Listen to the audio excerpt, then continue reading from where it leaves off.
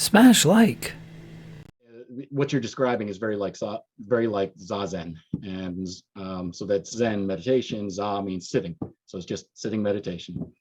And even then, there are many different flavors and ways to do that. I practice shikantaza, which is just sitting, where you're not trying to do anything, you're not putting any mantras in your mind, you're not trying to think through or chant anything. You're just allowing the thoughts to rise, along with the feelings. Thoughts are often attached to feelings, or feelings to thoughts.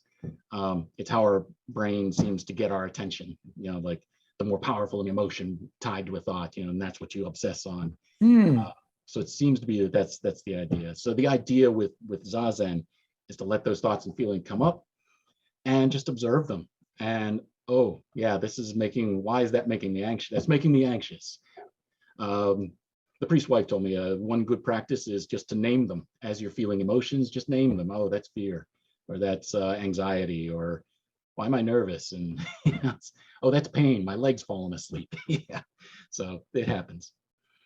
No, I think that's interesting, and that's actually used as a psychological technique for a lot of people that are Yeah. dealing with anxiety and fear and those sorts of things.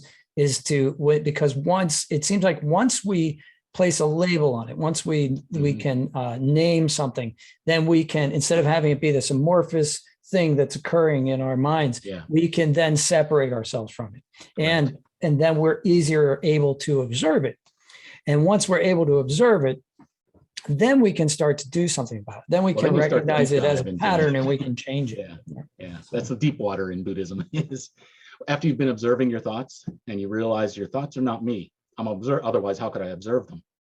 So wait a second, who am I and who are the thoughts? That's a pretty profound moment. That gets into the deep water. Yeah. When that first happens, it's a little alarming. Sometimes I think, it's like, whoa, there's like this kind of, there's a disconnect. There's a disconnect because I'm disconnecting from my emotions now. Dissociating, yeah. And there's this dissociation. And then as I do that more, I start to identify more with the thing that was uncomfortable at first, because most new things are uncomfortable, and because they're unfamiliar. And a lot of fear rises from not knowing what's out there. Right. But once we start to experience it, we become more familiar with it. That feeling of dissociation sometimes starts to become that observer becomes what I am more and more. And so I think that's why, for me, a daily practice is beneficial, because then I can reinforce that and I can get into that state and say, oh, okay, and then I can start to do it when I'm not meditating. I can start to actually have it, experience it in my life. Like, oh, I'm really anxious right now. What's going on here? Yes, that's the whole point of Zazen, is to get to the point where you're recognizing the feelings that are coming up. And instead of, you're taking that time, you're stepping back from those feelings and emotions. Ultimately, what it ends up doing is buys you a few seconds, milliseconds even, between an emotion and you recognizing it. It's just stepping back instead of immediately responding to that emotion. You've trained yourself now to, observed, now I see, why am I feeling that? Why am I feeling angry? Oh, it's because of whatever's going on. The idea is to buy yourself time to respond rather than react to your emotions. So there's this pause. There's this pause. This pause between stimulus and response. Yes. And that has to, I really think that has to be trained. It has to be developed. Well, that's what the practice of meditation and Zazen gets you. Yeah. And you can increase it.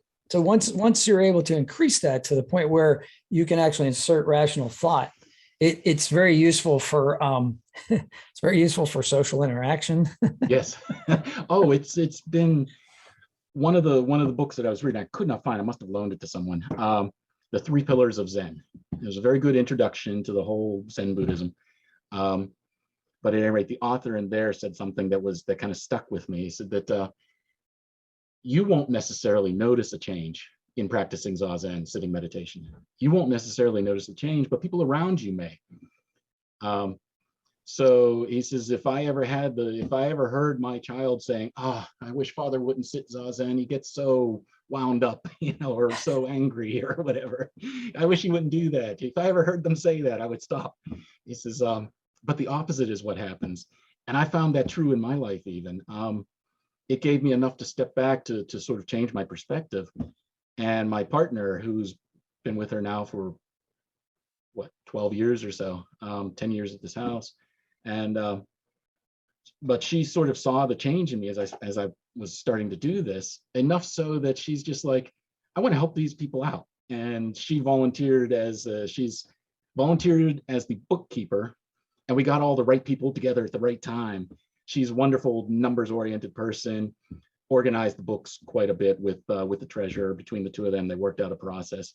But she did all of that and has been doing that for 3 years now, just because she was impressed with the changes that it was making in me.